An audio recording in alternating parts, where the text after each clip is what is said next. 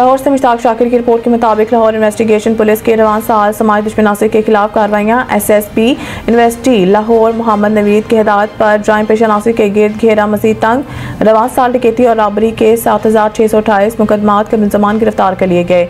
बच्चों और बड़ों के अगवा बराए तावान के 10 मुकदमात समेत अगवा के 5212 मुकदमात मुलजमान को गिरफ्तार किया गया।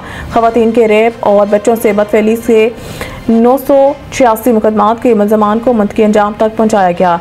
SSP इन्वेस्टिगेशन रवां साल रिकवर होने वाले 5 करोड़ रुपए से जायद मालियत के 2730 मोबाइल फोन असल मालकान के स्पुर्द किए गए। 45 तब्दीली तफ्तीश फर्स्ट पोर्ट में 1425 मुकदमात के शहरियों को इंसाफ फराहम किया गया। शहरियों को फौरी इंसाफ की फराहमी के लिए इन्वेस्टिगेशन हेडक्वार्टर्स में रोजाना खुली कचहरी का इनेकाद किया जाता है। शहरियों की जान माल के तहफ़्फ़ुज़ के लिए शब रोज़ कोशिश है।